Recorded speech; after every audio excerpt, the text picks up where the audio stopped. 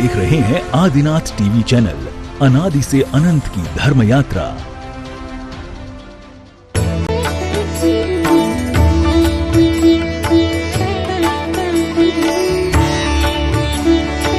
इस कार्यक्रम के पुण्यार्जक हैं श्रीमती सरोज, श्री सुनील, प्रतीक जैन, आशिका जैन, अंकित एवं Khushboo Patodi, Arya, firm Saroj roofing private limited, Cochin. Shri Anil Jain, Shrimati Amita Jain, पुत्र एवं पुत्रवधू श्री शशांक जैन, श्रीमती प्रीति जैन, श्री तरुण जैन, श्रीमती अनुपमा जैन, पुत्री एवं दामाद श्री आलोक अग्रवाल, श्रीमती श्वेता अग्रवाल, दोहित्र एवं दोहित्री मितुल अग्रवाल, मानवी अग्रवाल, पौत्री सिमरन जैन, ईशानवी जैन, अहेली जैन, पौत्र संभव जैन, दुर्गापुर, पश्चिम बंगाल। श्री रमेश सरावगी, श्रीमती किरण सरावगी, श्री अनिल सरावगी, श्रीमती जयश्री सरावगी, श्री ऋषभ कुमार सरावगी, श्रीमती ऋषा सरावगी, श्री मयंक सरावगी, श्रीमती शैली सरावगी, श्री उमंग सरावगी, श्रीमती मेहुल सरावगी, श्री शुभम सरावगी, श्रीमती अवंतिका सरावगी, कुमारी सात्विकी, चिरंजीव एकांश, चिरंजीव यथार्थ सरावगी। फर्म सरावगी उद्योग private limited, Saraogi global private limited.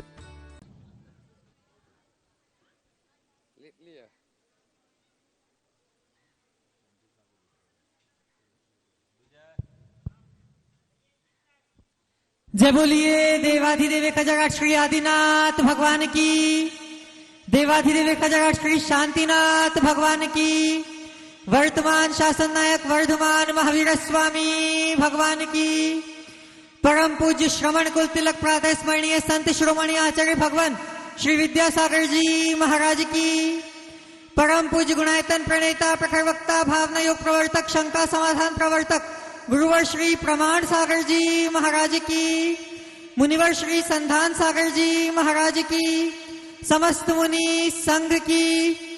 शंका समाधान के आज के इस सत्र में आप सभी का हार्दिक अभिनंदन।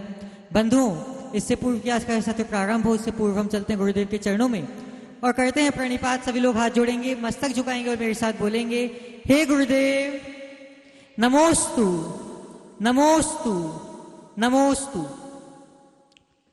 बंधुओं, परम पूज्य गुरुदेव का मंगल विहार निरंतर जबलपुर धर्मनगरी संस्कार थानी जबलपुर से होता हुआ बुढ़ार की ओर चल रहा है और आज का यह कार्यक्रम आप कुंडम नगर से देख रहे हैं। आज के इस सत्र का हम सभी लोग लाभ लें, उसके लिए चलते हैं परम पूज्य मुनिवर श्री संधान सागर जी महाराज के चरणों में और निवेदन करते हैं कि हे महाराज श्री, आपके माध्यम से यह सत्र प्राप्त करे गति और हम सभी हो सके निशंक मति। नमोस्तु महाराज। आज कुंडेश्वर धाम के इस ग्राम में पूज्य गुरुवर के चरण पड़े और ये धरती पावन हुई उनकी चरण रज से और शंका समाधान का सत्र अपन उनके चरणों में नमोस्तु पूर्वक प्रारंभ करते हैं।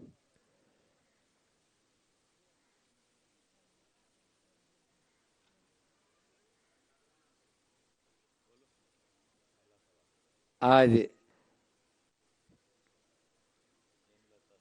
प्रथम प्रश्न कर रही हैं हेमलता जी जैन सिलोड़ी।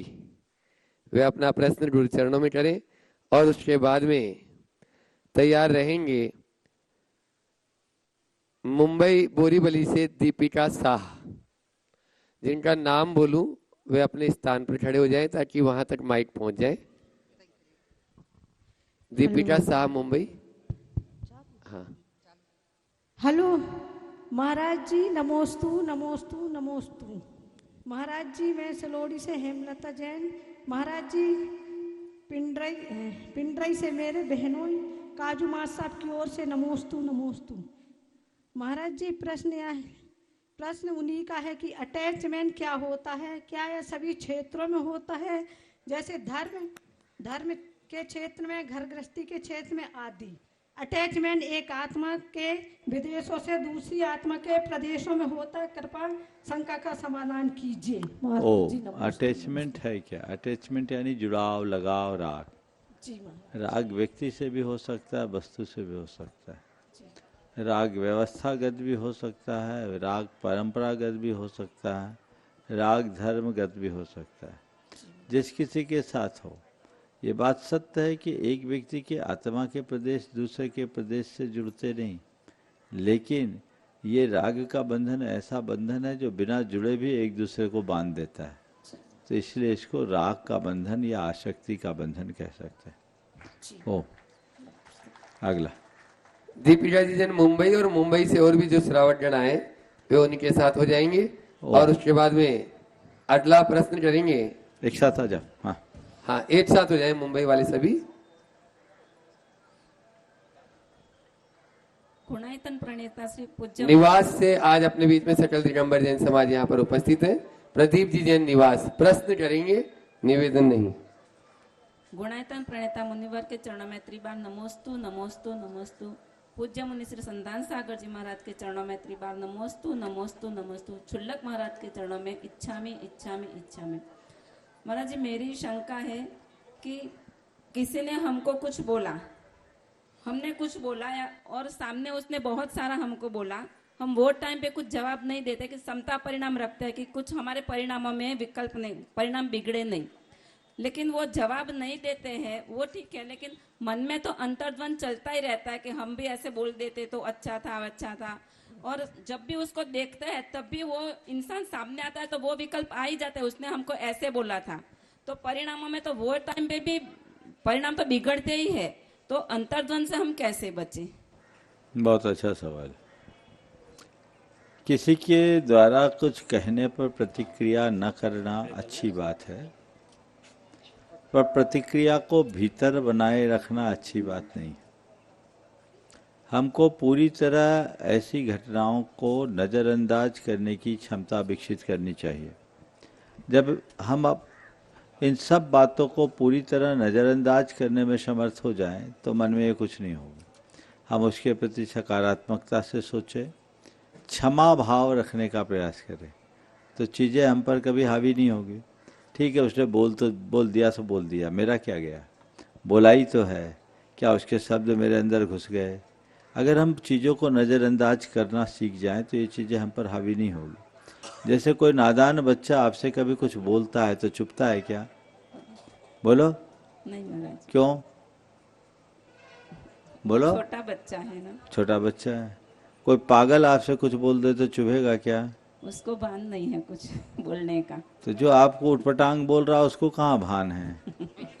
ऐसा सोच लो, वो नादान है ऐसा मान लो, तो अपने आप अंदर का द्वंद्व मिट जाएगा। बहुत बहुत आशीर्वाद। नमस्ते महाराज। और कोई का सवाल? और एक क्वेश्चन है। हाँ, आप ही का है कि दूसरों का है? मेरा ही है। अच्छा चलो बोलो। महाराज जी, हम भारत से बाहर जाते हैं तो उधर टाइम का बहुत डिफरेंस रहता है। सर्दियों में जाते हो 4 बजे अंधेरा हो जाता है और गर्मी में जाते 9 बजे तक सूर्य रहता है, तो हमको रात्रि भोजन का त्याग है तो किस हिसाब से करें? आलोकित पान भोजन एकासन करो। वहाँ जाओ तो बस जब तक सूर्य का प्रकाश है तभी तक हम भोजन करेंगे, सूर्यास्त के बाद भोजन नहीं करेंगे। नमस्ते। निवास दिगंबर जैन समाज पूरी समाज एक साथ हो जाए। और एक सवाल हाँ, और है, एक महिलाएं भी। पहले बॉम्बे वाले को जाना है। बॉम्बे, हाँ बॉम्बे।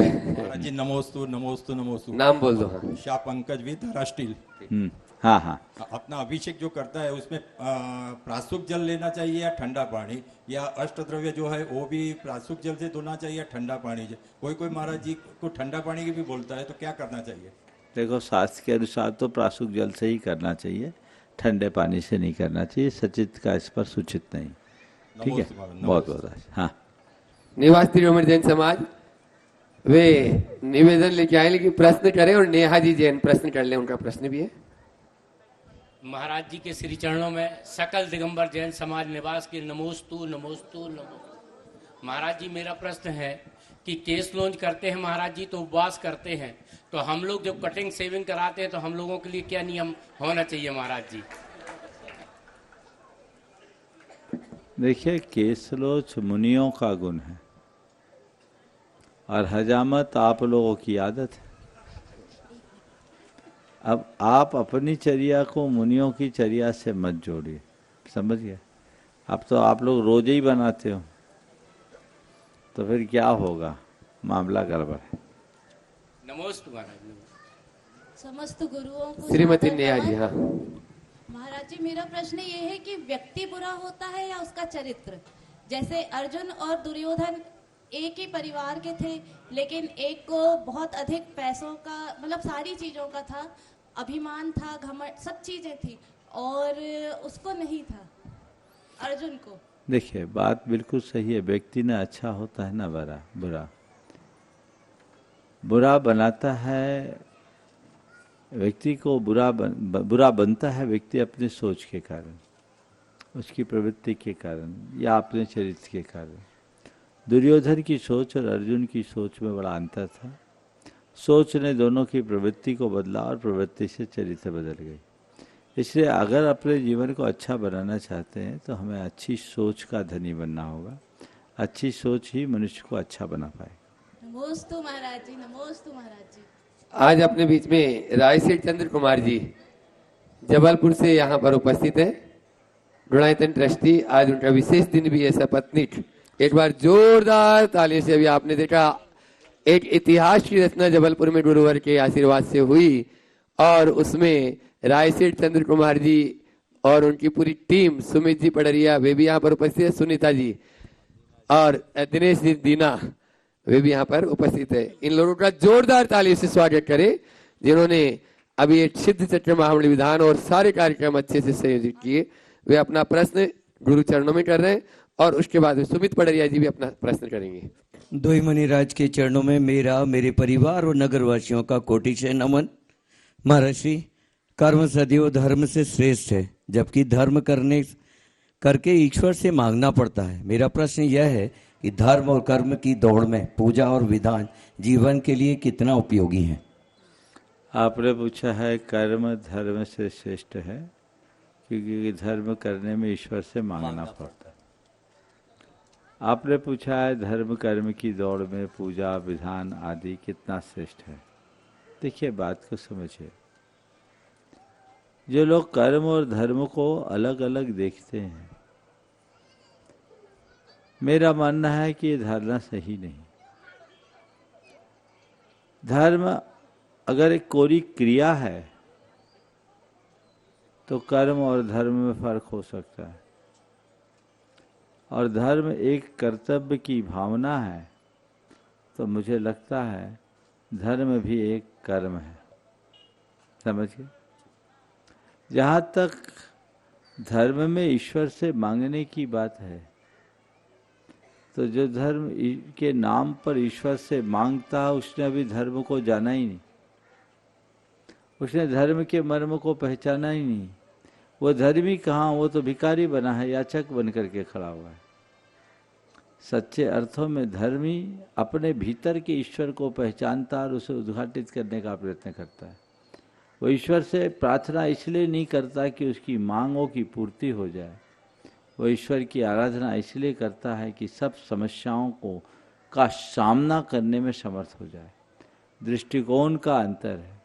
हम अगर अपने धार्मिक कर्तव्यों को आध्यात्मिक दृष्टि से ओतप्रोत होकर करते हैं तो वो हमारे जीवन की बड़ी उपलब्धि बन जाता है, और धार्मिक क्रियाओं और कर्तव्यों को केवल ऊपरी स्तर पर करते हैं तो हम यूं ही भटकते रहते हैं। अपने कर्तव्यों को गहराई में उतर करके करें। नमोस्तु महर्षि। सुमित जी पडरिया वे जबलपुर अपना प्रश्न कर रहे हैं और उसके बाद में तैयार रहेंगे। आज ग्वालियर से गुणायतन ट्रस्टी श्वेता जी अनुराग जी जैन यहाँ पर उपस्थित है, गुरु चरणों में अपना प्रश्न करेंगे। परम पूज्य श्रमण श्री की संघ में दो मुनिराजों के चरणों में बारंबार नमस्तु, पूज्य छुल्लक जी के चरणों में बारंबार इच्छामी। पूज्य मुनिश्री, मेरी एक गहन जिज्ञासा है कि वर्तमान में छोटे छोटे ग्रामों में जो हमारे मंदिर है वहाँ से निरंतर पलायन हो रहा है और लोगों का निरंतर पलायन शहरों की ओर है। उन मंदिरों का कैसे रखरखाव होगा और उन मंदिरों को आगे चल के हम कैसे व्यवस्थित करें कि हमारे जिन बिंब और जिन मंदिर सुरक्षित हैं और हमारे जो भी ग्रामवासी जैनों का पलायन हो रहा वो कैसे रुके, इस पर आप मार्गदर्शन दें। ये एक बहुत जटिल समस्या है। मंदिरों के गांव से पलायन के बाद मंदिरों की समस्या है। लोग चले हो जाते हैं, भगवान को शिफ्ट कर देते हैं, मंदिर कहाँ जाएंगे।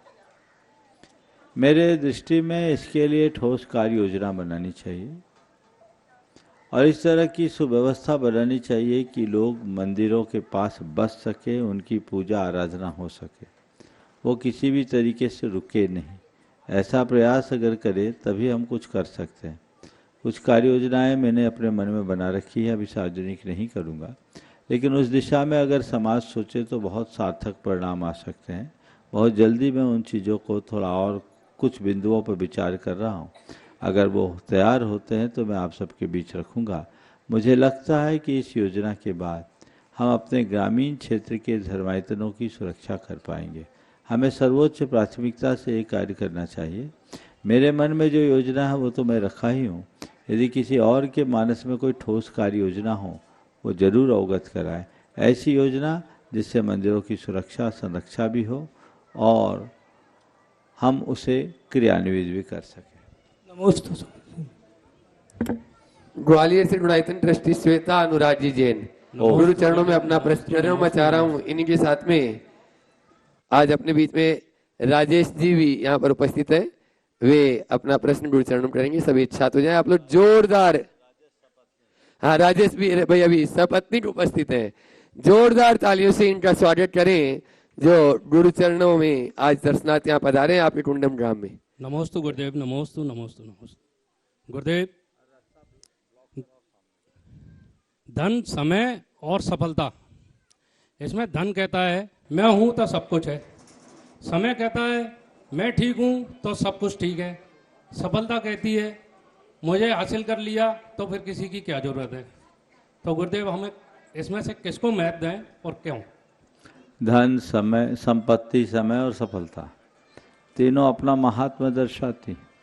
आपने पूछा इनमें से मैं किसको प्रमुखता दूं। मैं मानता हूं इन सब से परे एक चौथी चीज होनी चाहिए, वह है समझ। जिसको सही समझ होगी वो संपत्ति का मूल्य तो समझेगा, सदुपयोग भी करेगा। समय का मूल्य समझेगा, सदुपयोग करेगा और सफलता के लिए प्रयत्न करेगा, पर अभिमान नहीं। नमोस्तु राजेश जी और हाँ बोलो। हाँ, नमोस्तु गुरुदेव, नमोस्तु नमोस्तु नमोस्तु गुरुदेव। नित्य निकासित कर्म का बंद वाला हो जाता है तो उनको भोगना अलग जरूरी होता है क्या? अलग जरूरी भोगते हैं उनको, मतलब उनको करने के लिए क्या करें? मतलब निधत्ति निकाचित कर्म ये क्या है? निधत्ति निकाचित कोई कर्म नहीं है। निधत्ति निकाचित हर कर्मों में एक अंश के रूप में है और इसे सबको बांधने के बाद भोगना ही पड़ता है, लेकिन इसका कुछ अंश भगवान की पूजा आराधना से नष्ट हो जाता है। हो गया राज? ठीक। नमोस्तु। ओ राजेश जी अपना हो गया। अच्छा ठीक है। और उसके बाद में निधि जैन कछार गांव वे अपना प्रश्न गुरु चरणों में कर रहे हैं। और उसके बाद में नेहा जी जैन जबलपुर जैन साइकिल। नमोस्तु महाराज जी, कछार गांव की समाज की तरफ से नमोस्तु। जैसे महाराज जी पति पत्नी जोड़ी से व्रत लेते हैं और पति को कुछ परेशानी आ जाए, वो व्रत नहीं कर पाए, तो पत्नी कर सकती है क्या उसके बदले में? पति का पुण्य पति के साथ, पत्नी का पुण्य पत्नी के साथ। अगर दोनों ने स्वतंत्र रूप से कोई व्रत लिया है तो दोनों को निभाना चाहिए। हाँ, हो सकता है एक कोई पालने में समर्थ है, एक को थोड़ी कठिनाई है तो थोड़ा आगे पीछे हो जाए, लेकिन ये नहीं सोचे कि हमारे बदले तुम कर लो, तो ये काम नहीं चलेगा। उसको खुद करना चाहिए। अगर ऐसा मैं कह दूं ना तो सब पत्नी सारा भार तुम्ही लोगों, सब पति सारा भार पत्नियों पर ही छोड़ देंगे, क्योंकि वो ऐसे ही आलसी होते हैं। इसलिए अपना व्रत अपने आप ही करना चाहिए, दूसरे को नहीं। नमोस्तु महाराज जी। नेहा जैन जैन साइकिल परिवार। ओम, जिनको बोला वो करो, बस एक ही। हाँ बोलिए। अभी पहले जैन साइकिल परिवार उपस्थित है। आ गए। हाँ, वे अपना प्रश्न करें। और श्वेता जी जैन शांति नगर कुंडम तैयार रहेंगे। मेरा बारंबार नमोस्तु महाराज जी। यदि मंदिर में मूर्ति रखाते हैं और भाव पूजा करते हैं, द्रव्य पूजा नहीं कर पाते तो दोष लगता है? भगवान विराजमान करना भी नित्य पूजा की श्रेणी में आता है। तो यदि कोई व्यक्ति मंदिर में भगवान को विराजमान कर देता है तो वो भी नित्य पूजा के अंतर्गत आता है। कोशिश करना चाहिए कि हम मंदिर में भगवान विराजमान किए हैं तो पूजन करें। लेकिन यदि कदाचित नहीं करते तो इतना सुनिश्चित करें कि कोई ना कोई पूजन करे, और भगवान वहीं विराजमान करे जहाँ पूजा अर्चा की व्यवस्था, जहाँ पूजा करने वाला ही ना हो और उसकी संभावना ना हो, वहाँ भगवान न विराजना।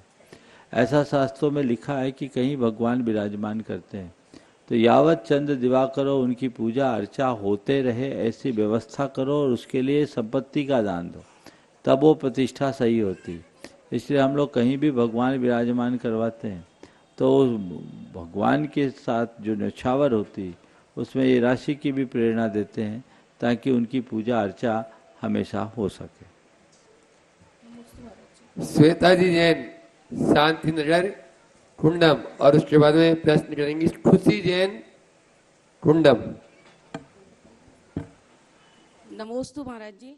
महाराज जी, मेरा मन प्रश्न ये है कि आहार का मन में क्या प्रभाव पड़ता है? कहा जाता है जैसा खाओगे वैसा मन हो जाए, उसके बाद भी आज लोगों का खान पान सही नहीं है, इसका समाधान कीजिए। बिल्कुल, जैसा खावे अन्न वैसा होए मन, ये तो उक्ति बहुत पुरानी है। और आपने कहा है कि आहार का मन पर क्या प्रभाव पड़ता, हम देख ही तो रहे, आज का आहार दूषित है तो सोच दूषित। इस पर कई रिसर्च हुए। भारत की संस्कृति में बहुत प्राचीन काल से ये चलता रहा, लेकिन ये सत्य है और ऐसा असर पड़ता आज विज्ञान ने भी सिद्ध कर दिया। भोजन से हमारे न्यूरॉन्स परिवर्तित हो जाते हैं, न्यूरो ट्रांसमिशन चेंज हो जाते हैं, हमारे शरीर के ग्रंथियों में परिवर्तन आता है, हमारी सोच बदलती है, विचारधारा बदलती है। 30 नृशंस अपराधियों पर एक प्रयोग हुआ अमेरिका में। 10-10 का 3 ग्रुप बनाया गया।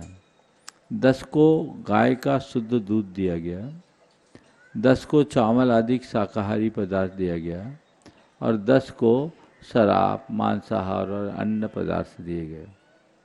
आप सुनकर आश्चर्य करेंगे, जिन्हें केवल दूध दिया गया वो 6 महीने में आत्मग्लानि से भर गए, उनके अंदर अपराध बोध हो गया।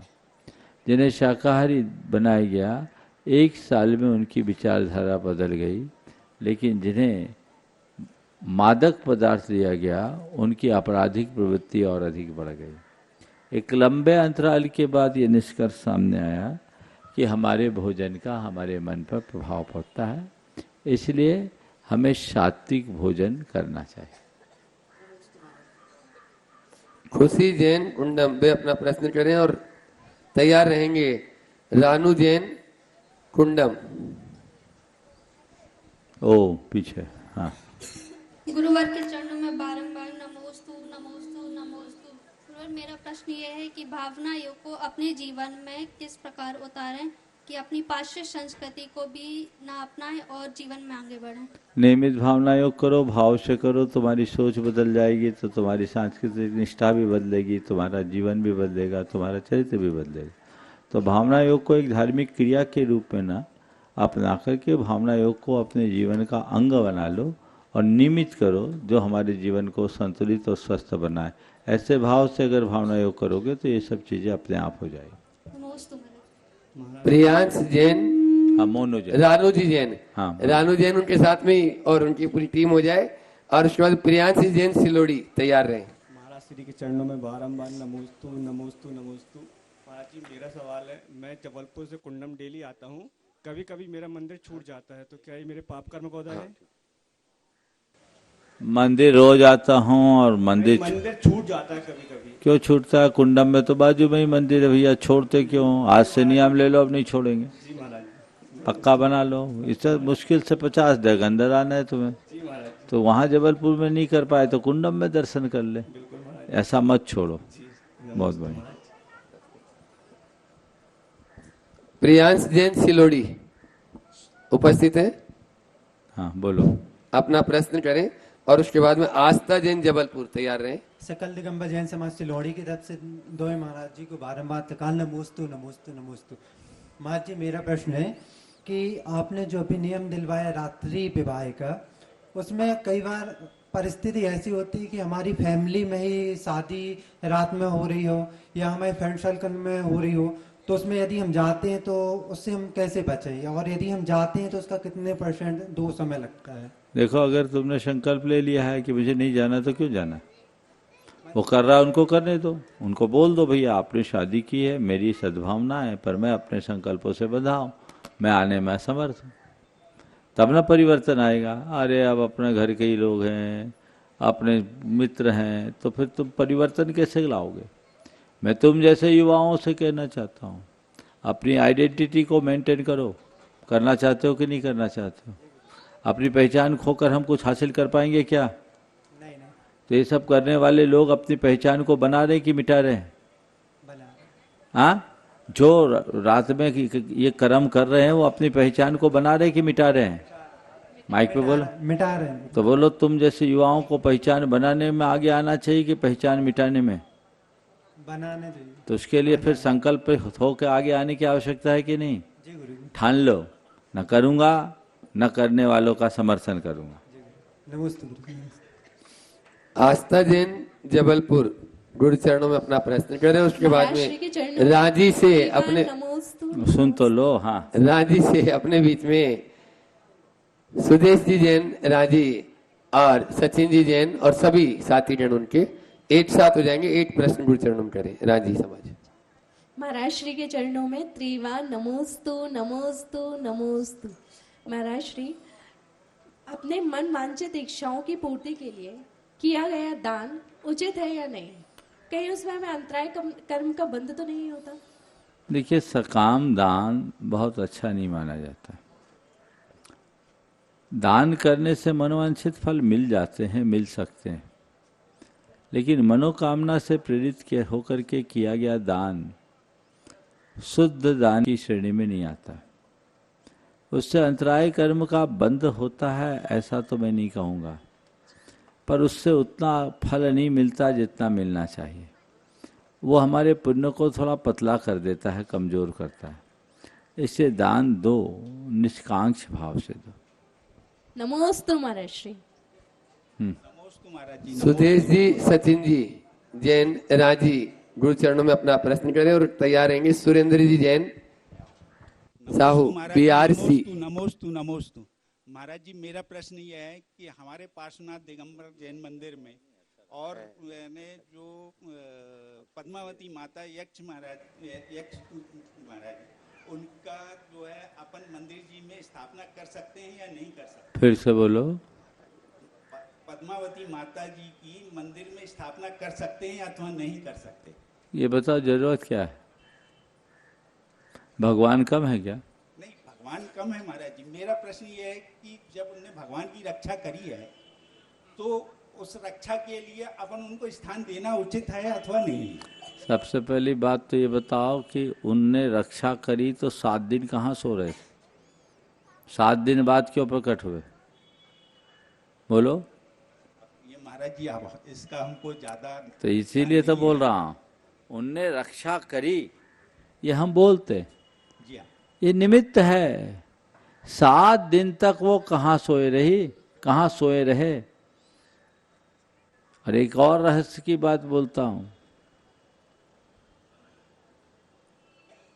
भगवान पार्श्वनाथ के उपसर्ग के निवारनाथ देवों का जो जोड़ा आया वो धर्मेंद्र और पद्मावती थे ही नहीं। ये परंपरागत भ्रम चला रहा है।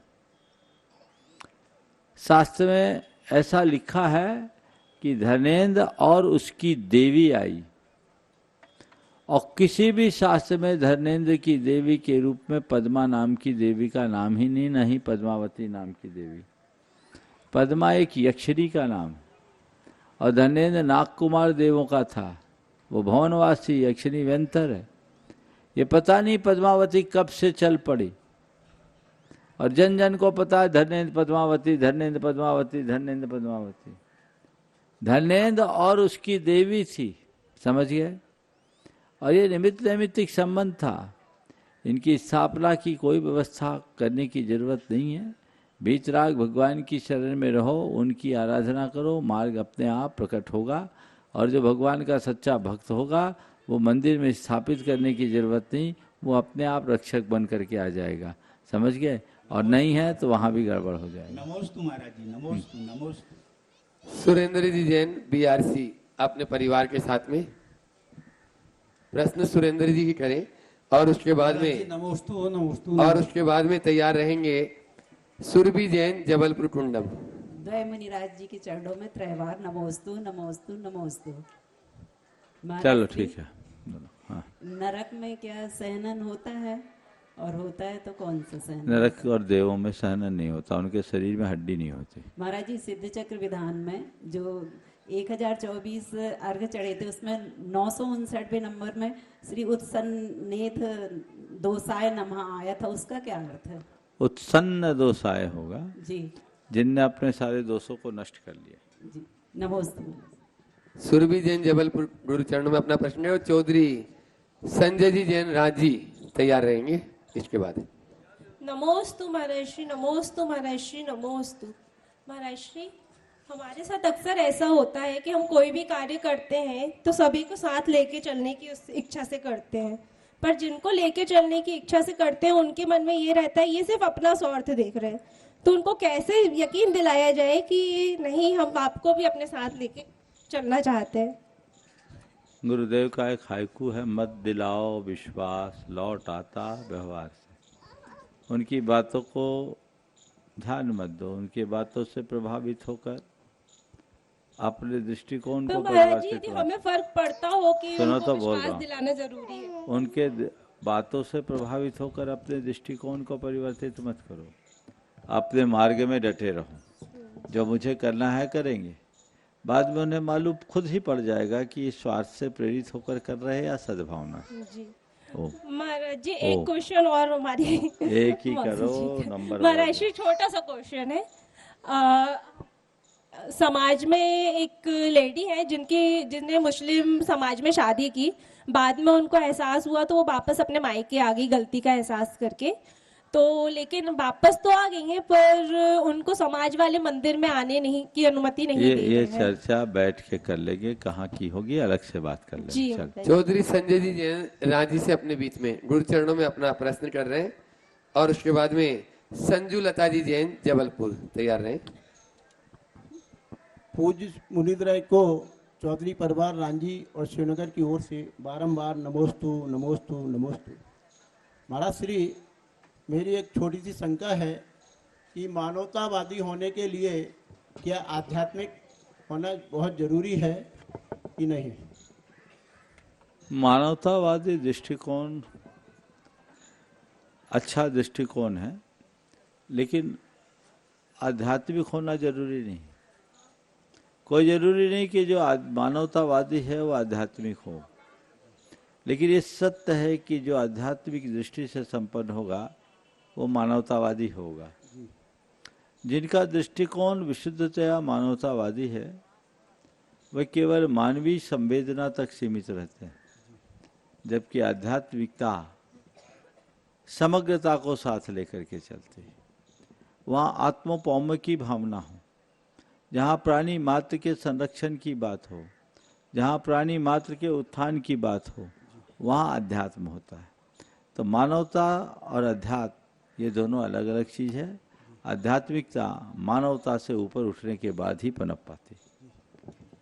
नमस्ते महाराज जी। नमस्ते। संजू लता जी जैन वे अपना जबलपुर से नमोस्तु नमोस्तु और तैयार रहेंगे। 1 मिनट। मीना जी जैन निवास। इक्षामी महाराज जी, मेरे दो प्रतिमा के व्रत हैं घर में। जैसे सासू माँ के भी व्रत हैं, 7 प्रतिमा के व्रत हैं। तो जैसे उनकी वैयावृत्ति करने के उसमें अपने आवश्यक कुछ कम हो जाते हैं, प्रमादवश नहीं करते महाराज जी, से उनके कारण ही थोड़ा सा वो कुछ लेट लतीफ हो जाता, कुछ हो जाता, तो क्या उसमें दोष लगता होगा? और अपने माता जी के भी व्रत निभाइए, ये वैयावृत्ति का अंग है। अगर वो असक्त है और समाधि की दशा में है, समाधि की दशा, तो हम लोगों के शास्त्रों में ऐसा रखा है कि एक मुनि किसी वैयावृत्ति के निमित्त से किसी मुनि की समाधि करा रहा है और वैयावृत्ति में संलग्न है, तो उस समय वो अपनी सामायिक भी उनकी सामायिक के साथ देखेगा। तो थोड़ा बहुत अगर आगे पीछे होता है तो उसमें कोई विकल्प नहीं करना, उनकी निर्बद्ध सामायिक बनाए रखने का प्रयास करना। नमोस्तु नमोस्तु नमोस्तु नमोस्तु नमोस्तु। और अगला प्रश्न करें मीना जैन निवास और साथ में श्रीमती शालिनी जैन निवास। वे भी अपना प्रश्न करेंगी। महाराज जी, भगवान के 1008 नाम संस्कृत में पढ़ना चाहिए या हिंदी में? यदि जो व्यक्ति रोज भगवान के 1008 नाम पढ़ते हैं तो उनको क्या पुण्य मिलता है? देखिए, अगर लेना हो तो कोई बुराई नहीं है। एक बार हम संस्कृत में ही पढ़ें तो संस्कृत का मैंने पहले भी बताया, उसका ध्वन्यात्मक प्रभाव पड़ता है। तो हम ध्वनि वैज्ञानिक प्रभाव का अनुभव करना चाहते हैं तो संस्कृत में पढ़ें। कोशिश करना चाहिए कि भगवान का सहस्र नाम हम एक बार उच्चारित करें। और यदि रोज पढ़ते हैं तो उससे बहुत उत्तम है, पढ़ना ही चाहिए जी। मैं रोज पढ़ती हूँ। बहुत सुंदर। और मैं आज ओम। व्रत का नियम लेती हूँ। बहुत सुंदर। शालिनी जैन निवास गुरु चरणों में अपना प्रश्न करेंगे और उसके बाद में तैयार रहेंगी ब्रह्मचारिणी नीलू दीदी और मधु दीदी। महाराज जी, आप कहते हैं कि नारियां नर क्यों बनना चाहती हैं? महिलाएं आगे हो सकती हैं, लेकिन पुरुषों की जहाँ जो प्रधानता, जैसे घर के पुरुष प्रधान ही होना चाहिए, मातृत्वात्मक नहीं होना चाहिए। जैसे महिलाएं राष्ट्रपति नाम मात्र का होता है और पूरा चालू चलता प्रधानमंत्री का होता है, तो महिलाओं की स्थिति राष्ट्रपति जैसा होनी चाहिए। उनको लगता है कि हम राष्ट्रपति हैं और पुरुष प्रधानमंत्री, पर चालू चलता पुरुष का ही होना चाहिए। ऐसा क्यों महाराज जी? महिलाएं क्यों आगे होना? हमें तो ये कहना है, प्रधानमंत्री और राष्ट्रपति कोई हो, देश चलना चाहिए। अगर प्रधानमंत्री की कुर्सी पर कोई महिला तो, और राष्ट्रपति की कुर्सी पर कोई पुरुष हो तो फिर व्यवस्था क्या होगी? तो ये सब सवाल ही नहीं आने देना चाहिए। कोई हो, प्रधानमंत्री चाहे राष्ट्रपति, सवाल देश चलने का है। इसी तरह सवाल परिवार को चलाने का है। अगर पितृसत्तात्मक व्यवस्था चल रही तो उसमें हानि क्या? उसको स्वीकारने में कोई गड़बड़ है क्या? हम चलाए चाहे वो चलाए, घर चलना चाहिए ना। कायदे से हम और वे ना होकर अपन सब होना चाहिए, घर दिखना चाहिए। समझ गए? ये जो भावधारा आ गई है वो अहंकार से प्रेरित है। जो परिवार में नहीं आनी चाहिए वो आने लगी। परिवार के हर सदस्य को, खासकर पति पत्नी को, एक दूसरे का पूरक और प्रेरक बन करके चलना चाहिए। यदि ये स्थिति बन जाए तो कोई दुविधा ही शेष न रहे। अपने बीच में ब्रह्मचारिणी नीलू दीदी और मधु दीदी गुरु चरणों में अपना प्रश्न कर रही हैं और उसके बाद में मैं बुला रहा हूं, आज छोटे लाल जी अपने बीच में यहाँ पर जबलपुर से उपस्थित हो चुके हैं। छोटे लाल जी सुपारी वाले सब पत्नी यहाँ पर उपस्थित हैं जो गुणायतन से विशेष रूप से जुड़े हैं और इनका सम्मान राय सेठ चंद्र कुमार जी, सुनीता जी और दीना जी जबलपुर से अपने बीच में जो छोटे लाल जी का विशेष रूप से सम्मान करेंगे। हाँ, जाओ ले जाओ, आप बोलिए, सवाल करो। नमोस्तु महाराज जी। द्वय महाराज के चरणों में नमोस्तु नमोस्तु, छुल्लक जी के चरणों में इच्छा में। महाराज जी, कुछ खानदानी लोग होते हैं जो पानी का भी कर्ज चुकाते हैं और कुछ स्वार्थी लोग होते हैं जो खून का रिश्ता भी भूल जाते हैं, तो ऐसे लोगों के लिए क्या कहें? यही तो है कि खानदानी खानदानी होता है और स्वार्थी स्वार्थी होता है। जो पानी का भी कर्ज चुकाए वो खानदानी, और जो खून को भी भूल जाए वो स्वार्थी। हम कोशिश करें हम स्वार्थी नहीं, खानदानी बने। ओम ओम। और आप लोग जोरदार तालियों के साथ में, हाँ वहीं से कर लो, वहीं खड़े हो जाओ सामने, दोनों को आ जान दो। हाँ बंधुओं, एक बार छोटे लाल जी का जोरदार जोरदार करतल ध्वनि से अभिनंदन करें। बड़े उदार चित्त और विनम्र व्यक्तित्व के धनी हैं और अभी अभी इन्हें जो DN जैन बोर्डिंग के आदिनाथ जिनालय का निर्माण होने जा रहा है पत्थर का, उस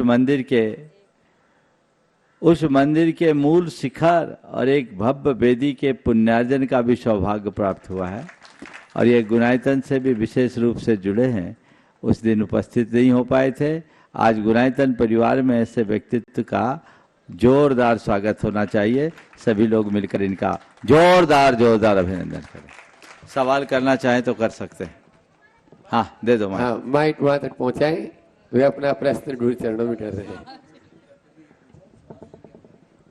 और उसके बाद में सैपुरा से आज अपने बीच में विजय कुमार जी जैन यहाँ पर उपस्थित है, सहपुरा बिटोनी। हमारे स्वास्थ्य में कैसे वृद्धि हो सकती? देखो, हाँ, आपका स्वास्थ्य अनुकूल नहीं है तो आपको दो उपाय बताता हूँ। पहला है चिकित्सा का, तो चिकित्सा तो आप ले ही रही हो। दूसरा है अपने सोच के परिवर्तन का।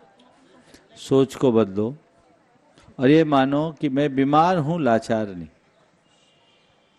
और ये बीमारी मुझे नहीं है, मेरे तन को है। मेरा तन बीमार है, मन नहीं। मैं स्वस्थ हूँ, मैं मस्त हूँ। तो कितने भी बीमार हो, बीमारी के लिए तो चिकित्सा करनी होगी, लेकिन सबसे बड़ी चिकित्सा मन की चिकित्सा है। हम औषधि ले सकते हैं, आरोग्य नहीं। कर्म का उदय है, स्वीकार करो और अपने मन को अच्छा रखो। नियमित भावना योग करो, आप चमत्कार महसूस करोगे। समझ गए? अब कोई बीमारी धीरे धीरे ही जाएगी। किसी किसी के कर्म का इतना तीव्र उदय होता है, सालों। 5 साल हो गए। घबराओ नहीं, कोई बात घबराओ। मैं बीमारी से हारूंगी नहीं, मुझे बीमारी को हराना है, ये मन में बनाओ। और कितने ही बीमार हो, पॉजिटिव सोचो। आप अपने आप को बीमार क्यों मान रही हो? जो मेरे सामने खड़ा है, घर से चढ़कर यहाँ तक आया, वो बीमार कहाँ? जो बोल रहा है, बता रहा है, वो बीमार कहाँ? बीमार तो वह है जो अस्पताल में पड़ा है। बीमार तो वह है जो कोमा में पड़ा है। बीमार तो वह है जो अपंग और अपाहिज बन गया है। बीमार तो वह है जो पैरालाइज्ड है। आप बीमार हो, लाचार नहीं।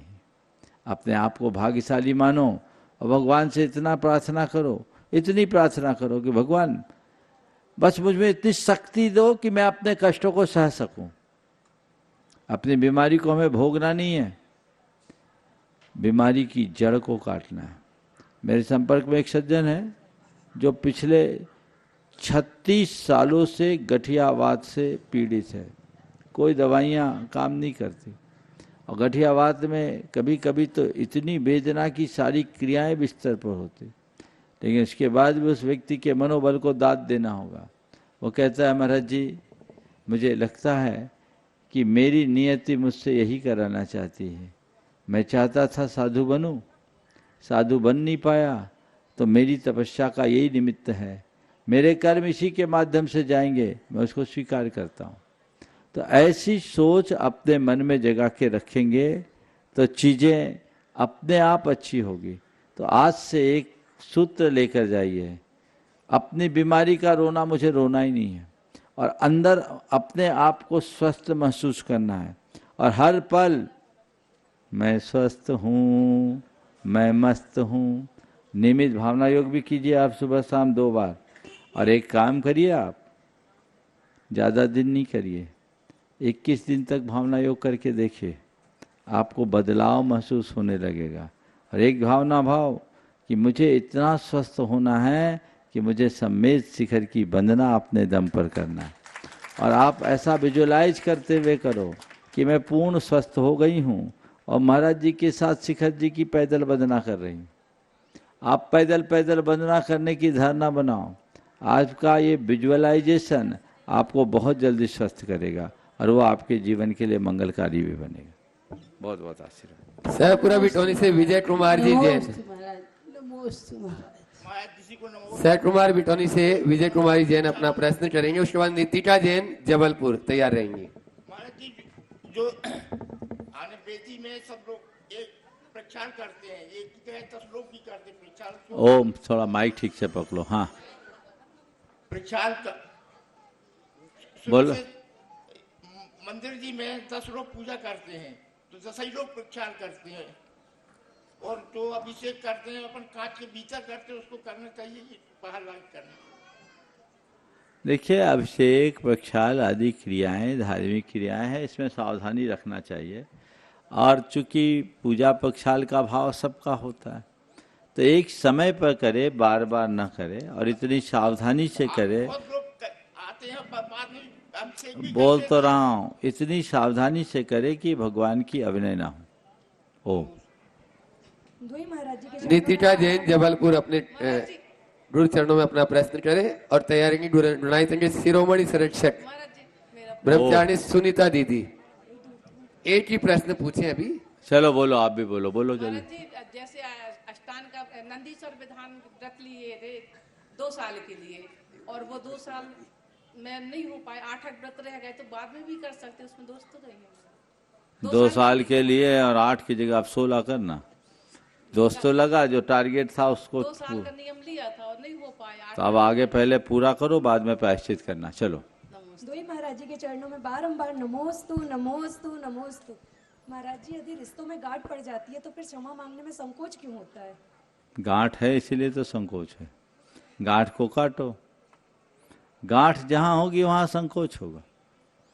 जहां गांठ होती, देखो गांठ क्या करता है, गांठ हमारे जीवन को संकुचित करता है। एक धागे को देखो, एक कितना लंबा धागा, उसमें गांठ लगाओ, धागा छोटा होगा कि नहीं?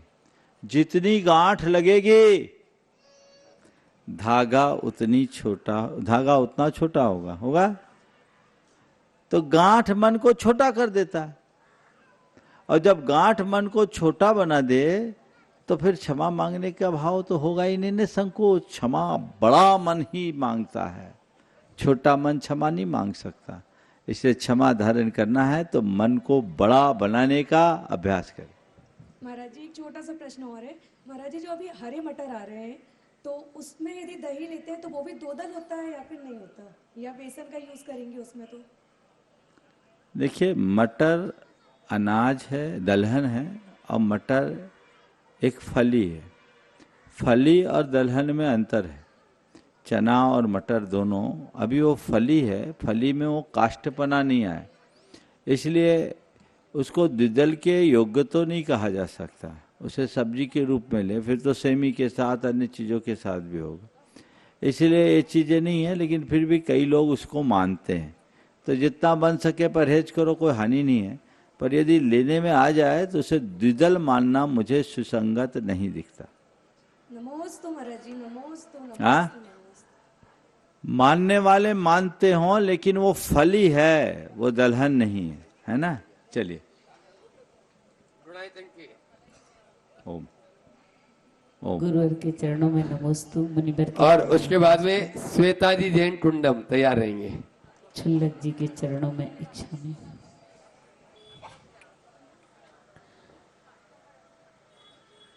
महाराज जी, हमें अपने जीवन में हम प्रयास करते हैं कि हम विश्वास बनाएं, और प्रयास के बाद में अगर विश्वास नहीं बनता है तो उनसे हम रिश्ते कैसे निभा के चलें, और उनके रिश्तों को पालने में अगर हमारे अंदर में आत्मग्लानि आती है कि इनने ऐसा धोखा किया, तो उस चीज को हम कैसे प्रयास करें कि हमारे जीवन में ग्लानि का भाव कम हो। आपके प्रश्न का आशय मुझे यूं लग रहा है कि कई व्यक्ति पर हम विश्वास करने की भावना रखते हैं कि हम इस पर विश्वास करें, और उसी अनुरूप अपना व्यवहार भी बनाते हैं, पर सामने वाले का व्यवहार कुछ ऐसा होता है जिसे देखकर उसके प्रति हमारे मन में संकोच होता है। एक ग्लानि नहीं, एक संकोच है, अविश्वास का भाव है। हाँ। तो उसके लिए क्या करें? देखो, हम किसी पर विश्वास करें, लेकिन इसके उपरांत भी उसका व्यवहार हमें विरुद्ध दिखता है, तो ऐसी स्थिति में हमें थोड़ा सजग होकर के काम करना चाहिए। अंधा विश्वास कतई अच्छी बात नहीं है, और सब पर शंका भी अच्छी बात नहीं है। अविश्वास और अति विश्वास से बचकर सही विश्वास को समझना चाहिए। अविश्वास हमें रोकता है, और अति विश्वास हमें नीचे गिरा देता है, धोखे का शिकार बना देता है। सही विश्वास देखें कितना है, क्या है, ऐसे व्यक्ति को ठीक तरीके से पहचानने की कोशिश करें। और लग रहा है कि बार बार कोई व्यक्ति अपनी प्रवृत्तियां दोहरा रहा है और वही कर रहा है जो हमारे विश्वास के विरुद्ध है, तो ऐसे व्यक्ति के प्रति न राग रखो न द्वेष, सुरक्षित दूरी रखो, आंखें खोलकर उसके साथ व्यवहार करो। गुरुदेव का एक बहुत अच्छा हाइकू है, आंखें न मूंदो ना ही आंखें दिखाओ, सही क्या देखो। तो ना तो आंख मूंदो ना आंखें तरे रहो, बस देखो कि सही क्या है, सजग रहो। नमस्ते। श्वेता जी जैन कुंडम, पूरी सभी महिलाएं एक साथ हो जाएं, उनके साथ में पूरा यहाँ का महिला मंडल। ये चौथी बार खड़ी हो रही है, बोलो। अच्छा अलग, ओ बोलो बोलो बोलो बोलो बोलो, एक साथ हो जाए सभी। अच्छा, और उसके बाद में माइक मंच तक लाएं और छुल्लट क्षमादर सागर जी महाराज वे अपने प्रश्न द्वारा आप सबको लाभान्वित करने वाले हैं।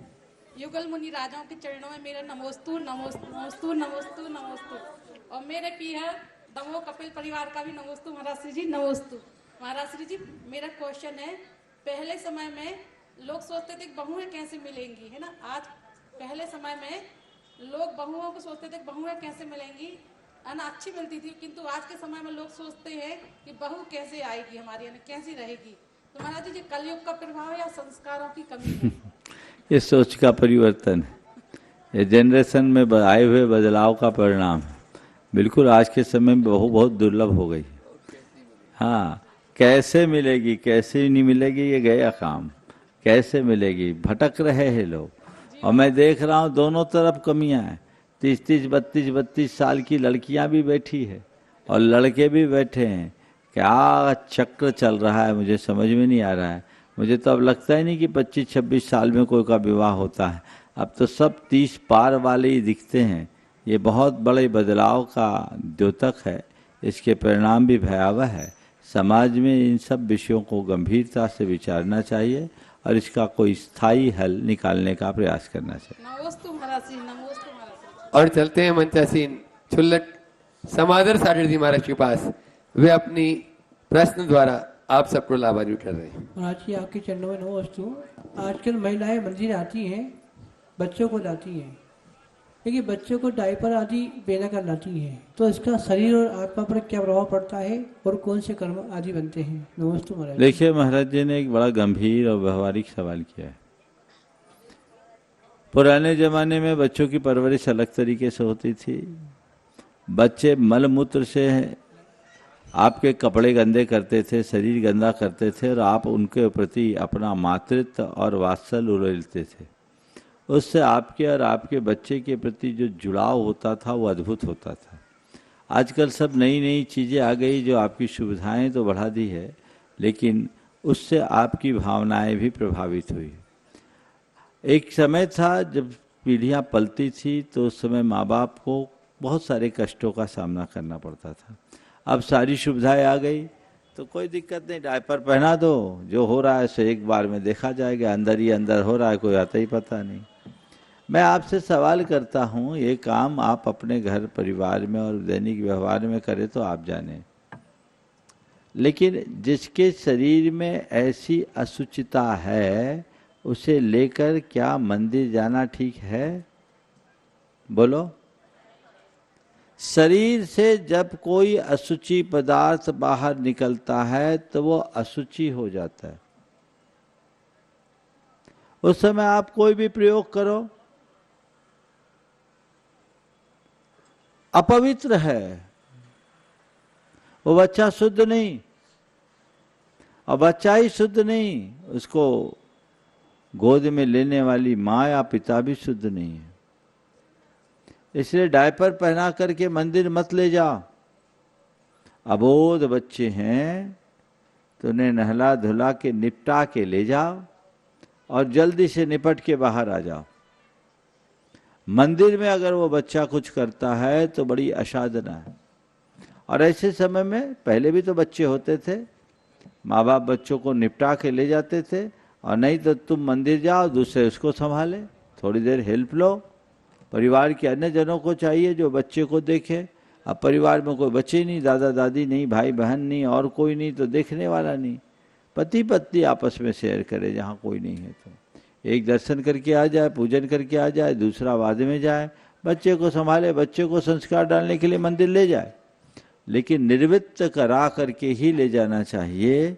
डायपर आदि पहना करके इस तरह का कार्य करना सुसंगत नहीं है, ये घोर अपवित्रता है, असाधना है, उसके शरीर से मल बाहर निकला है, वो मलिन बसना है, अशुद्ध है, उसके साथ अपवित्रता है, ये प्रयोग में लाने योग्य तो है ही नहीं। इसका ध्यान रख करके आप सबको अपना काम करना चाहिए। और बंधुओं, जैसा कि आप सभी जानते हैं, पूज्य गुरुवर का बिहार बुढ़ार की ओर चल रहा है और बुढ़ार में भी पाषाण से परमात्मा बनाने की वह प्रक्रिया, जहां जिन मंदिर बन चुका है और वहां पंच कल्याण प्रतिष्ठा महामहोत्सव गुरुवर के सानिध्य में होना है। 25 फरवरी से 2 मार्च तक यह पंच कल्याण प्रतिष्ठा महामहोत्सव होगा। आप सभी उस पंच कल्याण के साक्षी बने और पाषाण से परमात्मा तक की वह यात्रा अपनी आंखों से देखें। और इस कार्यक्रम के पुण्यार्जक थे श्रीमती सरोज, श्री सुनील, प्रतीक जैन, आशिका जैन, अंकित एवं Khushboo Patodi, Arya, firm Saroj roofing private limited, Cochin. Shri Anil Jain, Shrimati Amita Jain, पुत्र एवं पुत्रवधू श्री शशांक जैन, श्रीमती प्रीति जैन, श्री तरुण जैन, श्रीमती अनुपमा जैन, पुत्री एवं दामाद श्री आलोक अग्रवाल, श्रीमती श्वेता अग्रवाल, दोहित्र एवं दोहित्री मितुल अग्रवाल, मानवी अग्रवाल, पौत्री सिमरन जैन, ईशानवी जैन, अहेली जैन, पौत्र संभव जैन, दुर्गापुर, पश्चिम बंगाल। श्री रमेश सरावगी, श्रीमती किरण सरावगी, श्री अनिल सरावगी, श्रीमती जयश्री सरावगी, श्री ऋषभ कुमार सरावगी, श्रीमती ऋषा सरावगी, श्री मयंक सरावगी, श्रीमती शैली सरावगी, श्री उमंग सरावगी, श्रीमती मेहुल सरावगी, श्री शुभम सरावगी, श्रीमती अवंतिका सरावगी, कुमारी सात्विकी, चिरंजीव एकांश, चिरंजीव यथार्थ सरावगी। फर्म सरावगी उद्योग private limited, Saraogi global private limited.